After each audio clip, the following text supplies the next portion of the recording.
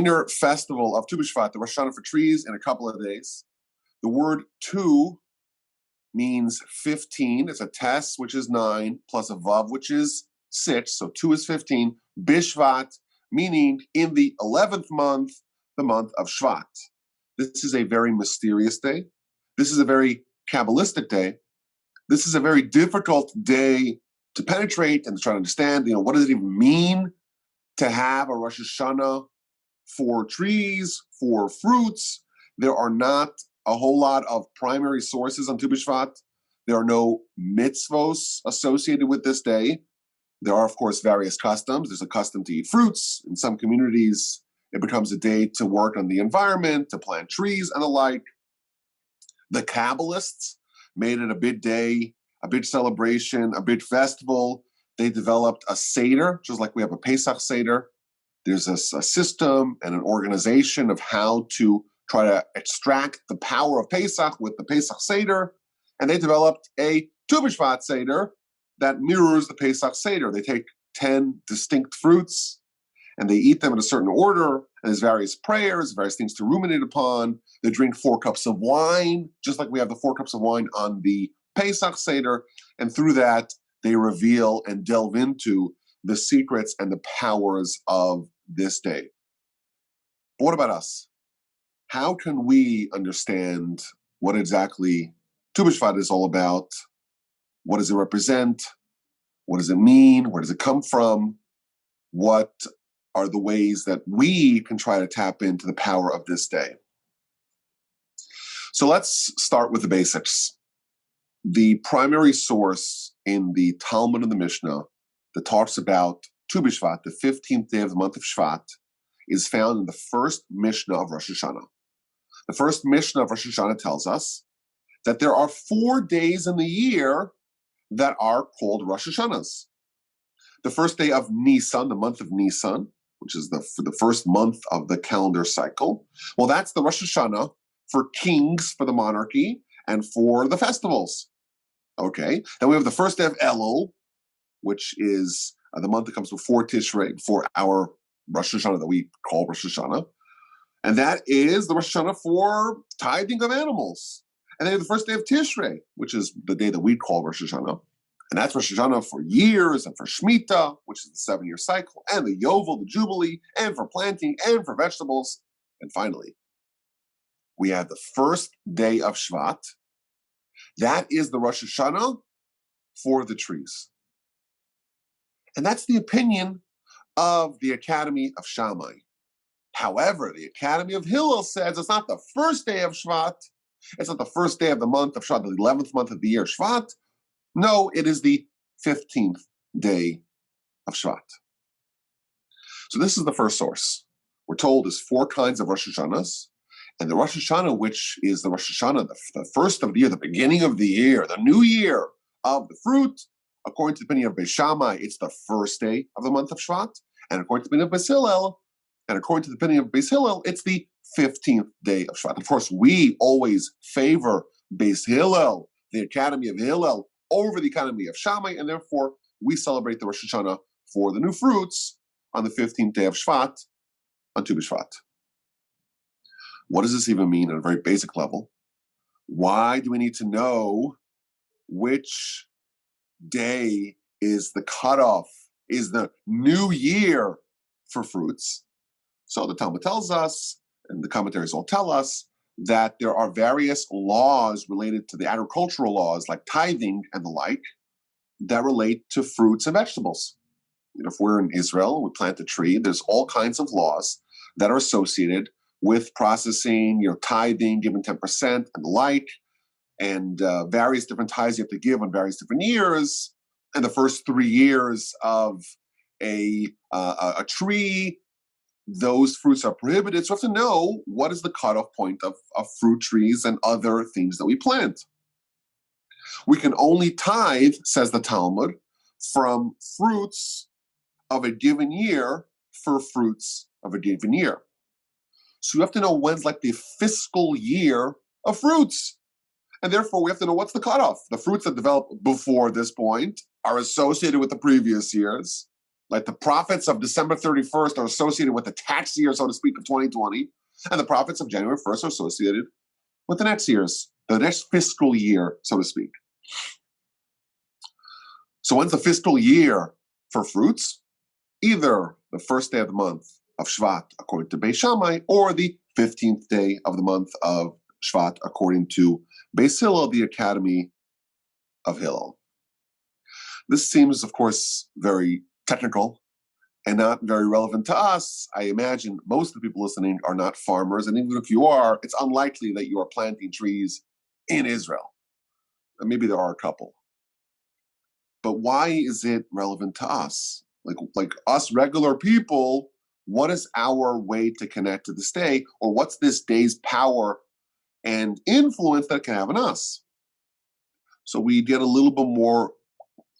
few more clues from the halachic literature and the Hasidic and Kabbalistic literature. So the first thing we're told is that this is a minor holiday, and therefore there are certain prayers of mourning and of lamentations that we don't do on Tu BiShvat. And just like we don't do on regular festivals and Rosh Chodesh and Tu B'Av, the 15th day of the month of Av, we don't do it on Tu BiShvat. And then we find a little bit more. There's a custom to eat fruits on this day. This is the Rosh Hashanah, the New Year for fruits. Okay, they've developed a custom to eat fruits. And then finally, we learn about a universal custom to pray. For what? To pray that the upcoming year's esrog or etrog crop produces beautiful fruits. In 8 months, exactly 8 months, from Tu BiShvat, the 15th day of Shvat, is the 15th day of Tishrei. And of course, that's the first day of Sukkot. And at Sukkot, we have to take a fruit. That's a esrog, a citron. And we have to do the mitzvah of the 4 species.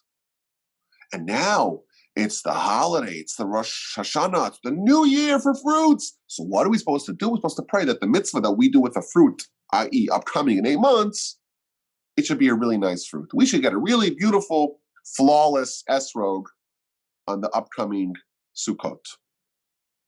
What does this mean? Why am I praying now for the esrog to be used in 8 months from now on the festival of Sukkot? It's not exactly clear, just from the basic sources, what is significant about this day, what does it mean, and we're going to try today to go a little bit deeper and try to uncover the secret or the secrets of this day and see what it means for us. Now, I want to begin with a little bit of a disclaimer that the ideas that we're going to uncover, I think, are very powerful, but they're a little bit difficult to process. Sometimes I feel like when I speak, you can kind of listen with half an ear. Oh, and you kind of get the gist. You kind of repeat yourself and you kind of get the idea. But this is a multi-layered, multi-pronged development of understanding what this day actually represents, because it's not immediately clear. There's no easy answer. We really have to drill really deep to find the answer. So the warning or the disclaimer is we're going to try to identify what this day is about, but there's a lot of maneuvering that we're going to do. Let's begin.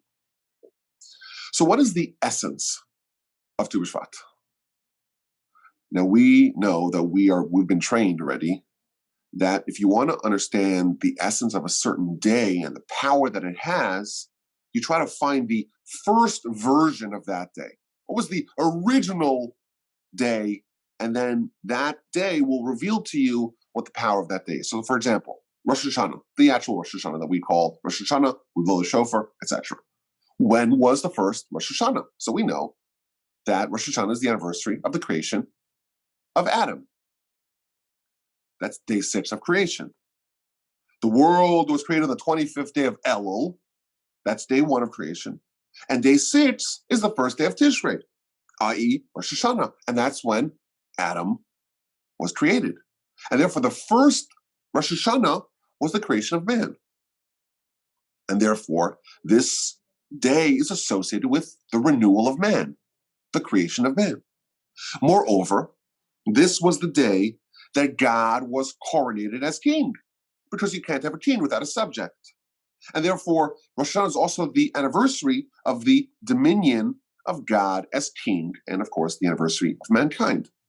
And therefore, everything we do in Rosh Hashanah flows out of that understanding of what that day is. So similarly, Pesach, Passover. What was the first Passover? Well, that was the actual anniversary of Exodus. And therefore, that day is propitious for redemption, for salvation. And therefore, that is the day that we were saved. And by the way this is always structured in Jewish philosophy, we don't say that, because we were saved, it's a day of salvation. We say the opposite. Because it was a day of salvation, that's why we could be saved on the Exodus, on Passover. You remember, Lot in Genesis was baking matzah when the angels came to visit him. And that's when they flipped over the city. And Rashi says, why is he baking matzah? Well, it was Pesach, according to the Talmud. But wait a minute, Pesach hadn't happened. The Jewish people hadn't even gone down to Egypt, and there wasn't an enslavement, and there weren't the plagues, and there wasn't the Exodus. So why was there matzah? The answer is that matzah and freedom and redemption was always associated with this day. And that's why this is the day that we could be saved. And that's why this is the day that even in 2021 and 2028, we could still be saved on Pesach. It's a day of liberation, a day of redemption. Shavuos, that's the day that we got the Torah. We stood for the mountain, Mount Sinai. That was the day of revelation, the day of Torah. And therefore, we try to tap into that power with Torah. Yom Kippur, what was the first Yom Kippur? God forgave the Jewish people sin of the golden calf. Thus, that day is associated with forgiveness, even for the most egregious sins. So the first day that we see something significant happen on a particular festival that reveals to us the inherent power of that day. And therefore, when we revisit that little juncture in the year, when we know what the day is all about, it guides us to understand how to take advantage of that day's opportunities. So when was the first Tu BiShvat? It's not exactly an easy question to answer. There's no day in the Torah, for example, that we're told, it was the 15th day of the 11th month, i.e. Tu BiShvat, and this happened. If we had that, we would say, okay, that story is going to reveal to us what's the power inherent in that day. So the Bnei Yissaschar, one of the great Hasidic books and masters, he presents a very deep and a multi-pronged calculation that reveals the first Tu BiShvat. Now, it's very helpful, of course, if we have a little familiarity with the Jewish months, but we'll try to do it nonetheless. He says as follows. We said earlier, Rosh Hashanah, the original Rosh Hashanah, the actual day that we celebrate as Rosh Hashanah, well, that is the day that Adam was created. That's day 6 of creation. The truth is, the Talmud in the book of Rosh Hashanah, page 10b, going into 11a, tells us that it's a dispute. When was the world created? Was it created in Tishrei? Was Adam created in the first day of Tishrei?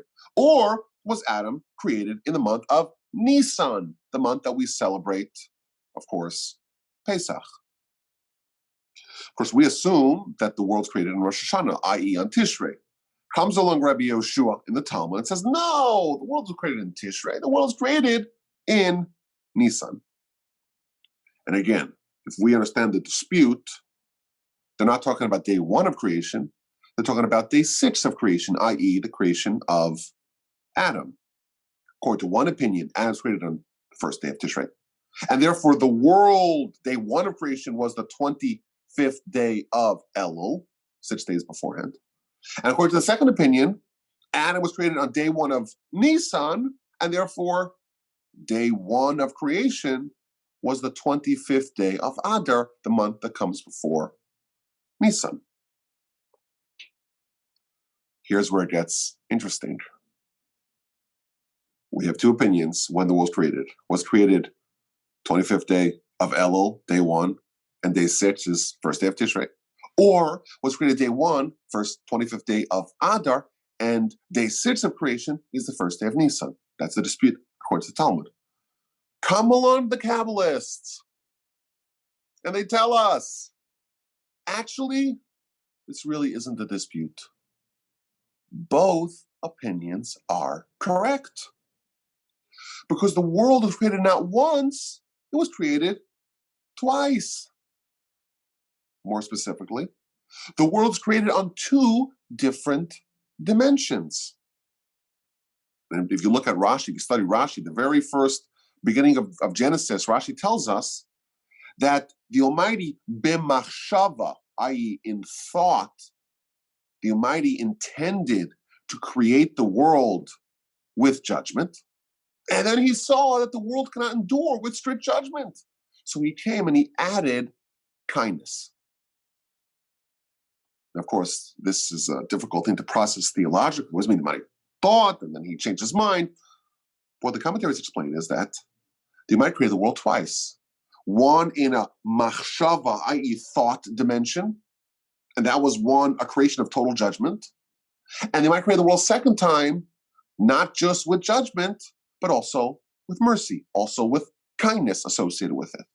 And these 2 dimensions of creation, that is the 2 opinions, so to speak, of when the world is created. So let's break this down. Judgment. When are we judged? We're judged on Rosh Hashanah, i.e. the first day of Tishrei. The creation of the world, b'machshava, i.e. in thought, when it was theoretically, so to speak, in the mind of God, whatever that means, it was created with the attribute of strict judgment. That was when it was created, b'machshava, in thought, in Tishrei. The first day of creation, in thought, with judgment, was the 25th day of Elul. And day 6 of creation on the dimension of thought in judgment is the first day of Tishrei, and that's when we were judged on Rosh Hashanah. When was the ultimate creation in practice on the other dimension? Well, that was done in Nisan. The 25th day the 25th day of Adar was the first day of creation in practice with kindness, and the first day of Nisan was the creation of Adam in practice, in kindness, and therefore the month of Nisan is always associated with kindness. Like we have the redemption, we have the Exodus, it's always a month of salvation. We're told we're going to be saved again in the month of Nisan. That's the time of the year that's always associated with kindness. So let's take stock, what we have over here. The 25th day of Elul, beginning of creation, day 1 of creation, on the thought dimension, with judgment. And then 6 days later, day 6, is the first day of Tishrei, creation of mankind, of Adam, again on that dimension, in the thought dimension, with judgment. Fast forward to the 25th day of Adar, and then we have the second dimension of creation beginning, day 1 of the next dimension of creation, and that is the dimension of creation in practice with kindness, and that's the beginning of creation, day 1. First day of Nisan is the creation of man, day 6 of creation 2.0, creation with kindness, and that's when Adam was created in practice. So we have creation on 2 dimensions, with judgment starting on the 25th day of Elul, and with kindness starting on the 25th day of Adar. There's one more critical piece that we need to see how Tu BiShvat fits into this. The Talmud tells us that 40 days prior to a child's conception, there is a prophetic voice, a baskol, that declares who will be the future mate of this child. What this Talmud reveals is that before the initiation, so to speak, of a thing, like a child, the prophecy already exists foretelling the future actualization, i.e. who will be that child's partner, even before conception, 40 days prior, we have that prophetic announcement. Revealed to us, the Kabbalists, this applies not only to humans, but to everything. Everything that is created 40 days prior, that's when you already have the prophetic murmuring, shall we say, the prophetic voice, the baskol, the clairvoyant future foreknowledge is already set in motion, is already set into place of what is going to be the future actualization of that thing. When does the world begin? When was the beginning of the world being created in practice? With kindness. So, of course, we said it's the 25th day of Adar. And then day 6 of creation of the world in kindness, when Adam's created in practice in kindness, that's on the first day of Nisan. So the beginning of creation with kindness is the 25th day of Adar. And we're told that 40 days prior to that, there is already the murmurings, the prophetic murmurings of that, the future, so to speak, of the thing that's being created. So let's do some math over here. What is 40 days prior to the 25th day of Adar? The answer, of course, is Tu BiShvat. Tu BiShvat is the 15th day of Shvat. If you were to add 10 more days, you have the 25th day of Shvat. And you add 30 more days on top of that, for a total of 40 days, it's a 25th day of Adar, the first day of creation on the dimension of practice, on the dimension of kindness. So what does that reveal to us? Tu BiShvat, the first Tu BiShvat, was the day when there was a prophetic foretelling of a creation of the world in kindness. What is the first indication of kindness? Of course, we have the world being created with judgment on that dimension. And there's just judgment. And then the Almighty says, you know what? I'm going to create the world on a different dimension with kindness.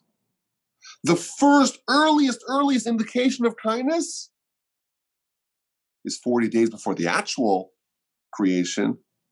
It's on Tu BiShvat. And by the way, as a quick aside, what's 40 days before the 25th day of Elul? That's another day that we call Tu, i.e. Tu B'Av. But that, of course, is a separate day. This masterful, multi-pronged calculation reveals to us the essence of this day. This day, Tu BiShvat, is special because it is the beginning of kindness being expressed. So what does that mean? Let's get to kind of stage 2 of this idea. What does it mean that Tu BiShvat is the first expression of kindness? This brings us to our second point, and again, like the first point, it is slightly subtle. The Talmud asks, why is the Rosh Hashanah for trees, why is it in the middle of the winter? Shouldn't it be at the end of the winter, like kind of when the seasonal cycle ends, there's a kind of the winter leading to spring. Why would you have a change, so to speak, in the status of trees in the middle of the winter?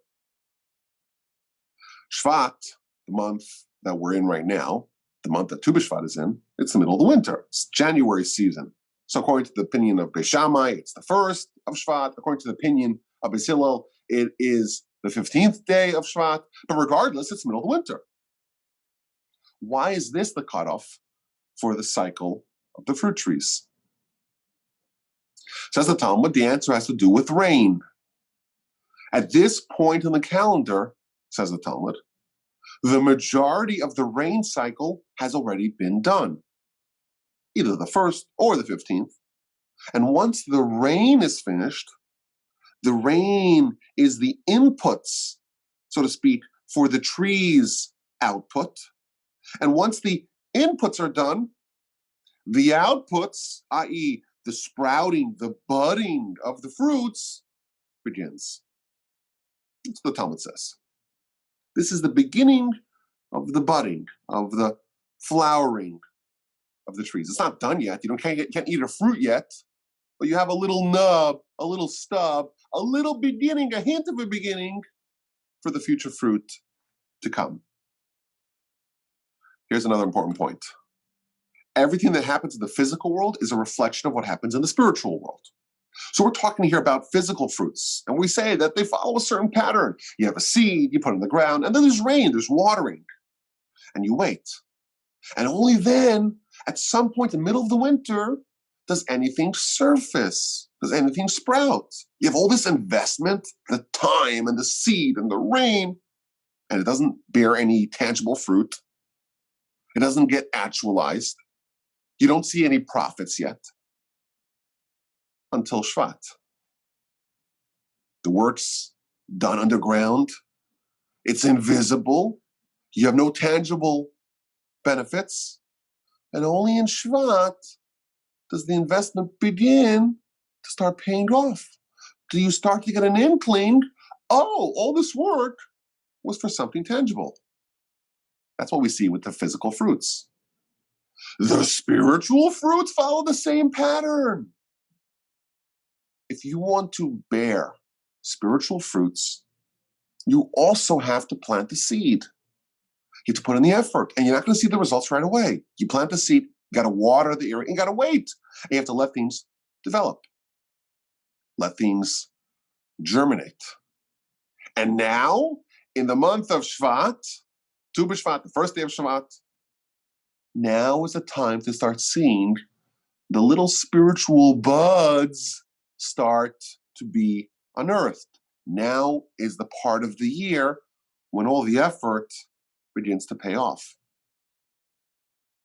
So let's try to put Tu BiShvat in the big picture of the whole year. Rosh Hashanah is the Day of Judgment. What happens to us, of course, on a physical level, but also on a spiritual level, in the upcoming year is going to be determined. And we have 10 days to maybe adjust with that, maybe fix it, repent. Yom Kippur is the sealing. And of course, we learned it's not really the sealing. We have the ability to retract it, to undo it. We have Hoshana Rabbah. We have Shmini Atzeres. What do we pray on Shmini Atzeres, the last day of Sukkot? We start praying for rain. And of course, like everything, if we're praying for physical rain, we're also praying for spiritual rain. What this means is that on Rosh Hashanah Yom Kippur, what happens to us, or what's going to happen to us on a physical plane and on a spiritual plane is going to be allocated. It's going to be designated for us. But we haven't yet pocketed it yet. It's not within our grasp yet. There's the next phase of the year is the watering phase, is the rain phase, where all the blessings that we were allocated in Rosh Hashanah Yom Kippur, they need to be developed, and it's all on the ground. Shvat, this month that we're in right now, that's when we start to see a little bit of the kindness, a little bit of the blessings coming to the surface. And again, it's just the very beginning. It's like the 40 days before the actualization. But now there's a shift. And what happens then? This shift intensifies, and the kindness increases. And then we get to the end of Adar, and it really hits its stride. And then we get the month of Nisan, and the Nisan is a whole month totally dedicated towards kindness and blessing.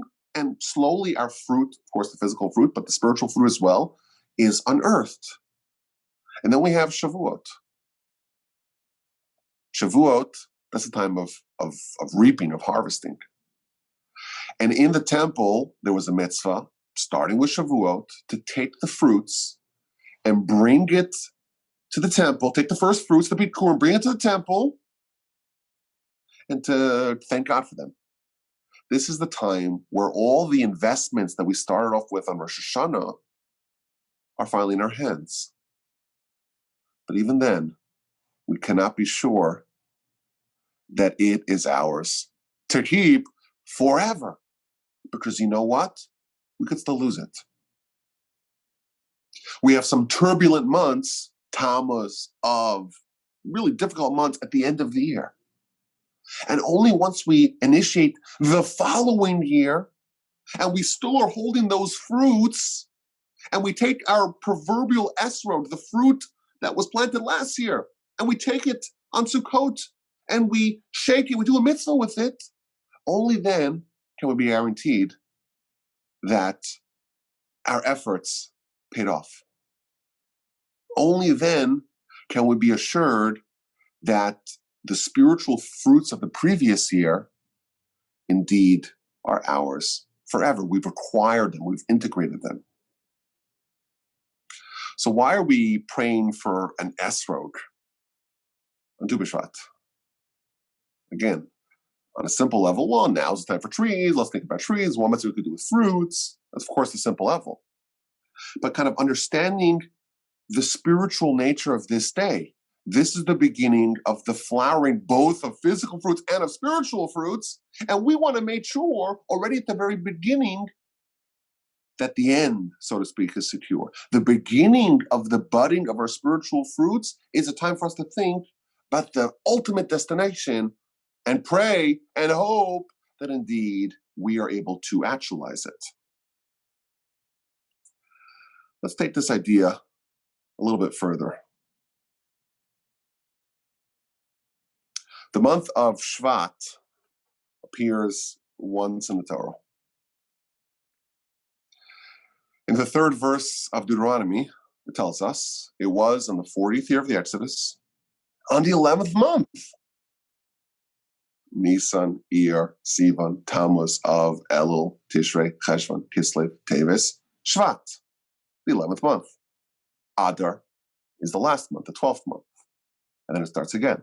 It was on the 40th week, on the 40th year, on the 11th month, on the first day of the month, and that's when Moshe started giving the Jewish people the Mishnah Torah, the Deuteronomy, the repetition of Torah. And what happened? So we read, Be'ever HaYarden, on the other side of the Jordan, Be'eretz Moab, in the land of Moab, Ho'il Moshe. Moshe started Be'er es HaTorah Hazos, to explain this Torah. The book of Deuteronomy, where Moshe is explaining to us the Torah, that is kick-started in the month of Shvat, on the first day of the month. And what does Moshe do? He explains to us the Torah. Says Rashi, what does that mean?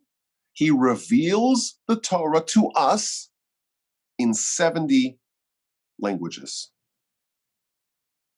What this means is that the Torah, of course, existed in the spiritual realm, the spiritual dimension.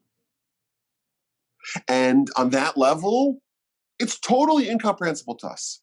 We're not angels. We can't study the Torah of the heavens. But what did Moshe do? Moshe took the heavenly Torah and was able to filter it and translate it to us in 70 languages, meaning that every human, no matter what language they come from, they're able to process and understand and integrate and absorb the lessons of Torah. So, of course, Moshe taught Torah prior, but it was hidden, it was obscure, it was still captured in the spiritual world of the heavens. We call that the written Torah. For us, for simple people here, it was still hidden. And on the first day of Shvat, in a season where things sprout and surface, that is when the Torah was translated into 70 languages, i.e. into our frames of reference. That's when it started clicking, so to speak, for us. That's when it started to make sense to us. And it started on the first day of Shvat. So comes along the Academy of Shammai, and they say, wait a minute, when are all the things that were latent, potentially, so to speak, inherent within us, but not revealed, when did that actually get started? It was the first day of Shvat. Look at Deuteronomy. The first day of Shvat, Moshe started to explain the Torah to us in 70 languages. The things that were potential became actualized. And by the way, have you ever heard the term Ha'adam Eitz HaSadeh? Man is like a tree of the field. The commentaries explain to us. We're like a tree but an upside-down tree. A physical tree has its roots in the ground, and then the trees and the branches come out above the ground. We have our roots in the heaven. We're like a tree suspended upside down. Our roots, our essence, so to speak, is rooted in the heavens. Our roots really know Torah. But, so to speak, our revealed part is here in this world, the upside-down tree. And when did the, so to speak, flowering buds of Torah begin to surface in this world in 70 languages in a way that we can understand? Say Beis Shammai, say the Academy of Shammai. Well, when did Moshe start explaining the Torah? When did the, so to speak, revelation of the spiritual roots that we have in heaven, when did it start to surface in this world? When did it bud and sprout? On the first day of Shevat. That's when the Rosh Hashanah 4 fruits are. That's when the actualization of what was previously invisible to us, that's when it began. And the Academy of Hillel, they actually agree in principle. Indeed, the transition to this period was already present on the first day of Shvat. But it was faint. Moshe started to explain the Torah. Beis Shammai, the Academy of Shammai, we're told in the Talmud, they were more spiritually sharper than the Academy of Hillel. They had more spiritual sensitivity. And therefore, on the first day of Shvat, they could already sense how the flowering, so to speak, the revelation of the fruits of Torah were already present day 1 of Shvat. But the halacha follows the Academy of Hillel. The common folk, they didn't pick up on this, so to speak, kindness, this revelation, until the 15th day of Shvat. And therefore, they revealed to us that the more appreciable change happened halfway through the month of Shvat, i.e. on Tu BiShvat. Now, if you have a precise reading of the Mishnah that we started with, the Mishnah indicates that there's actually not a fundamental disagreement between the Academy of Shammai and the Academy of Hillel. Why? How does it start? The first day of Shvat is Rosh Hashanah for trees. Kedivrei Beis Shammai, like the words of Beis Shammai. However, Beis Hillel says, the Academy of Hillel says, no, it's the 15th day. Normally, when there's a dispute, it says, well, what's the halacha? They say X, they say Y. Or, these are the words of Shammai, and the Hillel disagrees. This is the only place, to my knowledge, in all of Talmud, where a disagreement presented between the Academy of Shammai and the Academy of Hillel is presented in this fashion. Like the opinion of Beis Shammai, it's X, and like the opinion of Hillel, it's Y. Meaning it's true for both of them, but you have to be really spiritually sensitive, like the Academy of Shammai, to pick up on this change in what's happening in the spiritual world on the first day of Shvat.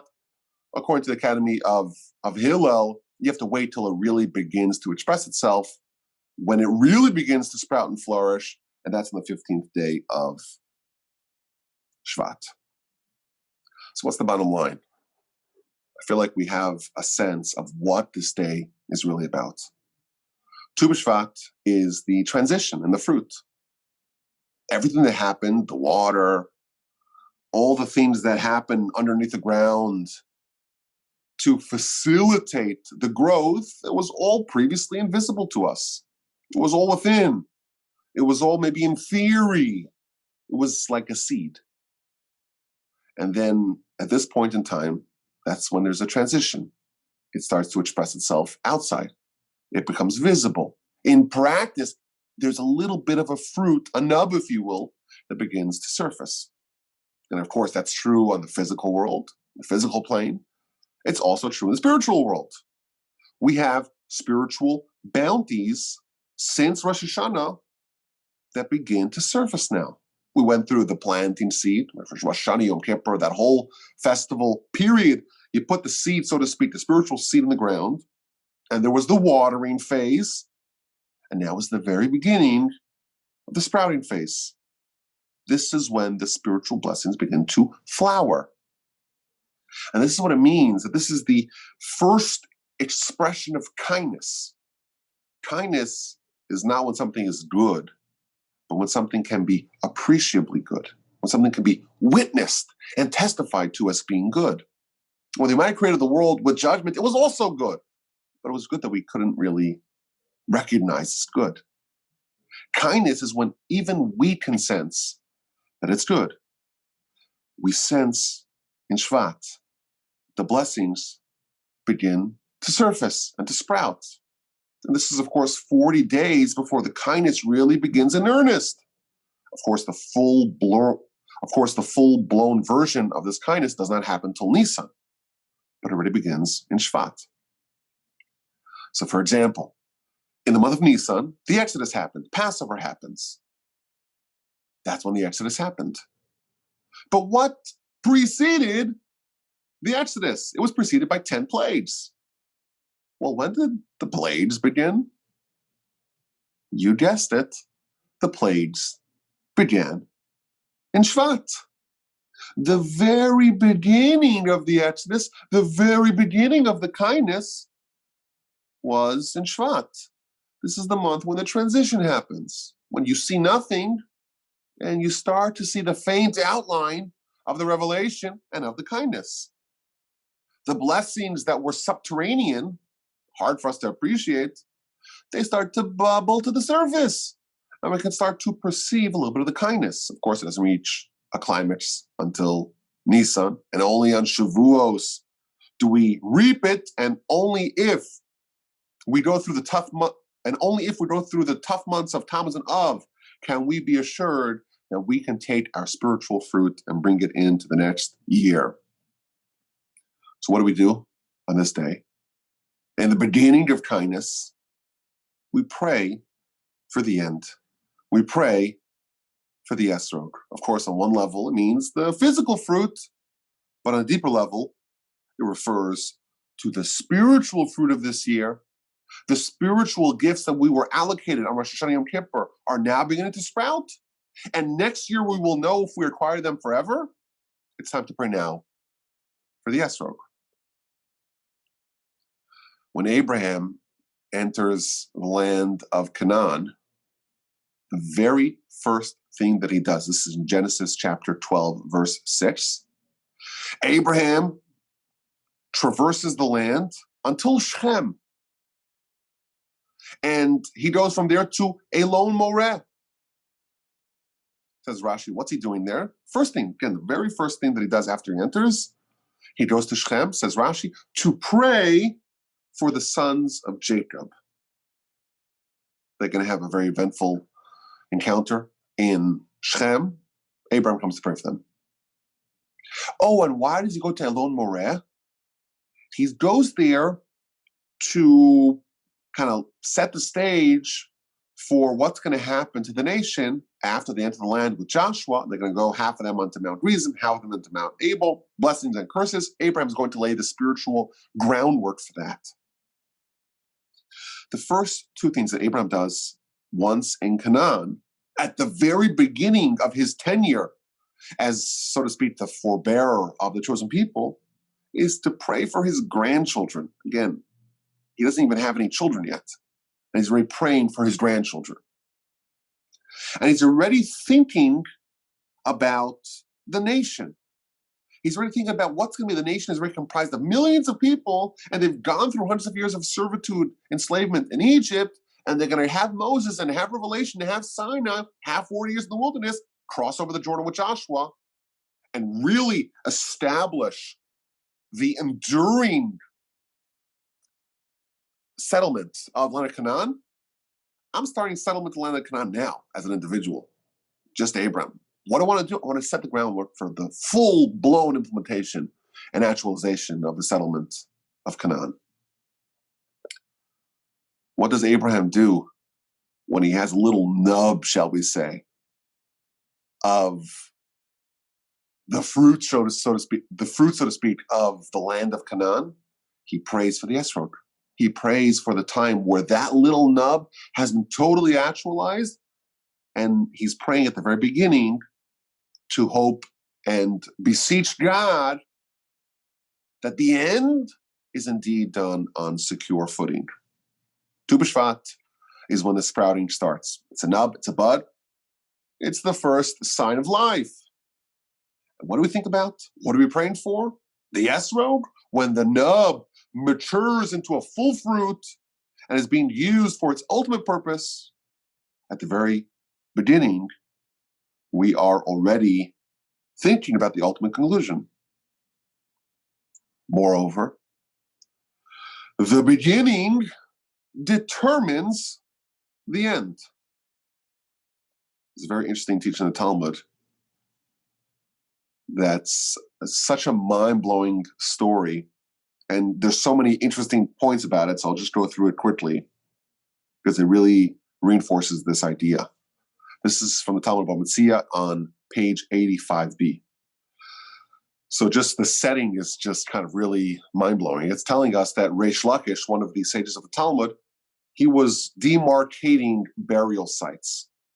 He was able, via his powers, his Kabbalistic powers, to be able to sense where a certain sage was buried. Obviously, they didn't dig him up. They didn't exhume the bodies. He was able to just sense there was more spirituality. There's always more spirituality when there is the body, the deceased body of a righteous person. So he was able to walk around and say, oh, I sense that a great sage is over here, and I sense that a great sage is over there. And that's what he was doing. And he was trying to find the cave in which Rav Chia was buried. And he couldn't find the cave. And he starts praying. He says, wait a minute. I didn't study Torah like Rav Chia. Why is he so elusive? Why can't I sense where his presence is felt? So the heavenly response came back to him. You did study Torah like Rav Chia. But you know what you didn't do? You didn't teach Torah like Rav Chia. You didn't disseminate the Torah like Rav Chia. And therefore, he's so above you, you can never figure out where he's buried. What was so special about the teaching of the Torah of Rav Chia? So the Talmud says that he was the one who was responsible, the Torah would never be forgotten. He was such a powerful disseminator of Torah, he was the one who made sure the Torah would never be forgotten. It would endure. What did he do? So he would go and sow, plant flax seeds. And he would take the flax seed and spin them into nets. And he would take those nets and trap deer. And he would slaughter the deer. And he would take the meat, of course, deer is kosher. He takes the meat and gives it to poor people. And then he takes the hide. And he prepares the hide to be used as writing Torah scrolls. And he personally writes Torah scrolls. And then he goes to a city and he teaches 5 students. Each one of them, he teaches them one book of the Torah. 5 books of the Torah, Genesis all the way through Deuteronomy.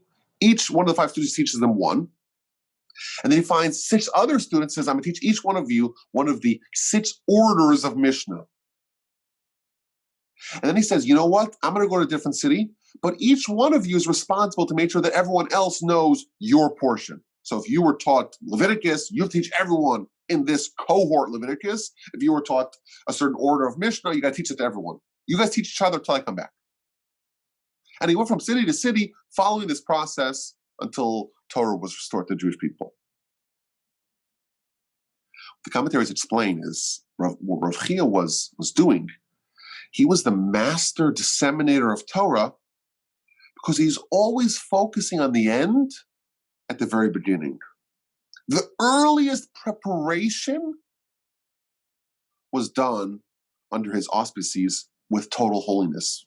He could have just went and bought Torah scrolls, but no, he wrote them himself. He could have bought hides to write the Torah scrolls, but no, he trapped the animals and slaughtered it himself.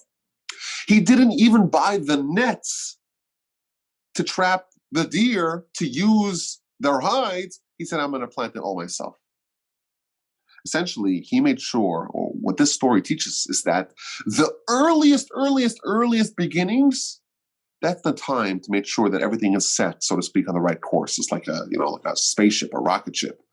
You want to make sure at the very beginning you're perfectly aligned where you need to go, because if you're a half an inch off, it could be hundreds of millions of miles away from your from your ultimate destination. There's a modern example of this. Rabbi Wolbe, who founded the first modern yeshiva in the early 19th century, the legend is told that he cried bitter tears of prayer at the ceremony of laying the cornerstone for the yeshiva. He said a yeshiva can only be built if the earliest beginning of the process is done with prayer and dedication and with noble intentions.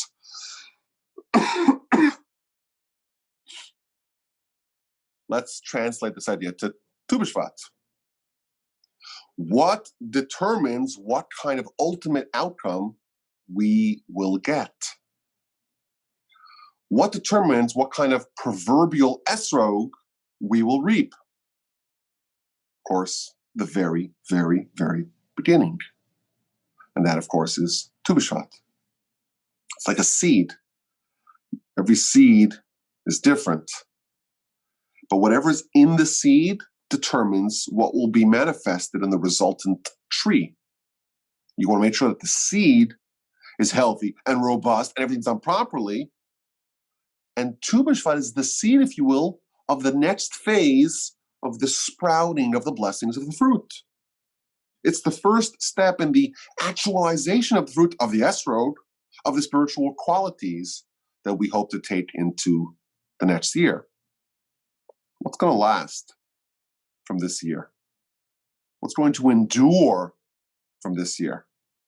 That question, that process starts on Tu BiShvat. Tu BiShvat is the proverbial laying of the cornerstone of the actualization of what we've earned this year. And therefore, it's really imperative to start off on the right foot.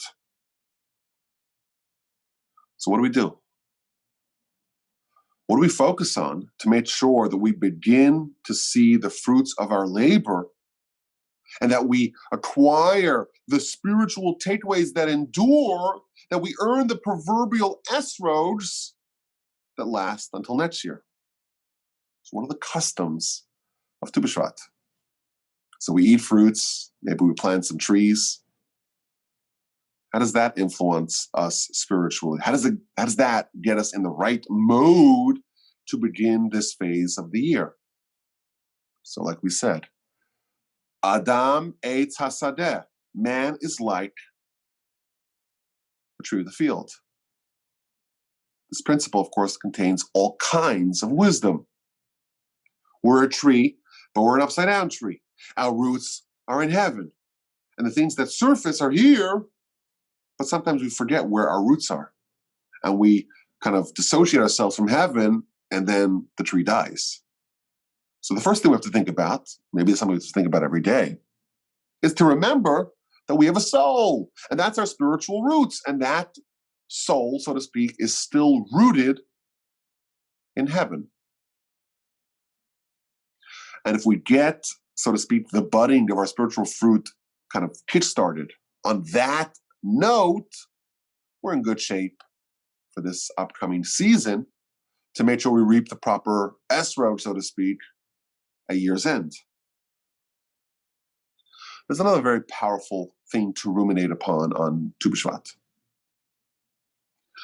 This whole agricultural process really embodies the challenge and the struggle of our lives. You have a seed. That gives you options. It gives you a choice. What's the choice? Well, you can take the seed and you can eat it. You can enjoy it. And then you lose it. Or you could take the seed and plant it and invest it. And you have to have some patience to work with it. And that hopefully creates fruits. And the fruits themselves contain seeds. And that should create more fruits, and so on.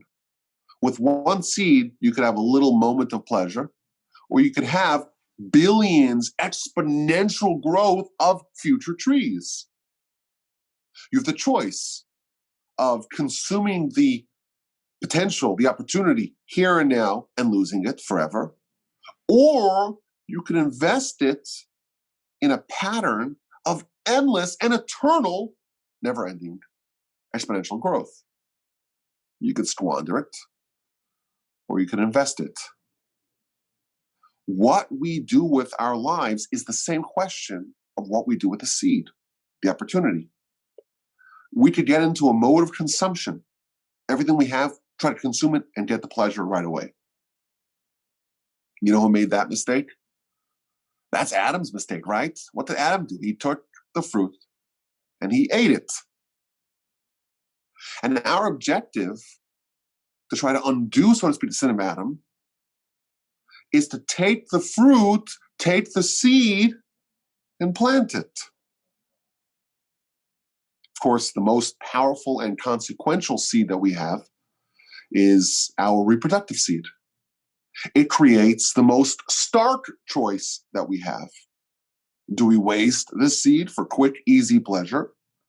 Or do we implant the seed and try to create humanity? We're created in the image of God. We have some godly characteristics to us. Just as God created man, we too were given the seed to create man. But the Yetzer Hara says, no, you got to waste that. Our life is opportunity. It's all seeds. And it's all the choice that we have to do, we have to make.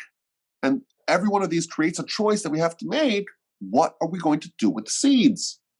Our time is a seed. We could waste it watching Netflix and football and arguing about politics. We could waste it. Or we could invest it. We could study Torah. We could try to help others. We could try to volunteer. We could try to do kindness. We could try to make sure that our time is allocated to a more productive, planting kind of opportunity. Our resources are seeds. We get the choice. Do we want to take that and invest and compound and compound? And everyone knows the secret of wealth, of achievement is compounding. Or do we get into the mode of consumption and just enjoy them? Oh, and by the way, what's the result of our life? The result of our life is also like a seed. We're put into the ground, says the Talmud. The totality of your accomplishments creates a seed that's put into the ground. And the nature of that seed, i.e. the nature of the choices you've made in your life, is going to determine what will emerge with the resurrection. Our life is all about thinking the future, trying to plant, invest, and only reap later, and not cash in too early. Burial is the ultimate planting, and what will emerge from that is going to be just a manifestation of what went in. So in conclusion, we've discovered that Tu BiShvat is a lot more than worrying about climate change and the environment and offsetting our carbon footprint. It's not just the Jewish Earth Day. It's a day with deep, mystical, very hard to figure out, hidden, secret meanings and roots.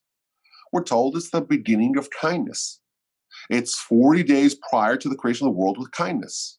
It's when the kindness of the Exodus began. It's the kindness of the sprouting of the fruits, both the physical fruits and the spiritual fruits. And we want spiritual fruits that last. We want to take an esrog, so to speak, a mitzvah that we've accomplished this year into next year. We want to earn it. We want it to be ours. We want to acquire it. And the seed of that, of course, is Rosh Hashanah Yom Kippur, the beginning of the year. That's when we have the potential of the fruits. Now is the beginning of the actualization of that potential. Tu BiShvat is the day when it starts in earnest. And our job is to make sure that this day, this process, shall we say, begins with prayer and preparation, for the ultimate conclusion of this process. It's a day that we remember the process of spiritual flourishing is akin to that of a tree.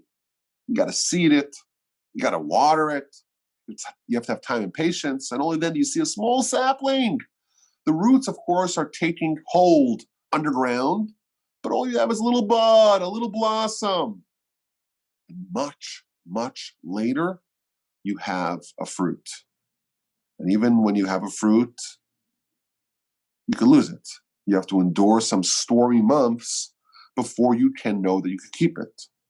And we hope that indeed we begin this process of reaping the fruits on Tu BiShvat, and we hope that we can kickstart the season of kindness with prayer for the Esrog, for the spiritual fruits to endure, and we emerge from this time with a keen understanding of who we are, of what we're here for, and a deep recognition that life is a seed. We must think long and hard about what we want to do with that opportunity. As always, my email address is rabbi@wolbe.com. I look forward to hearing your questions, your comments, and your feedback of all sorts.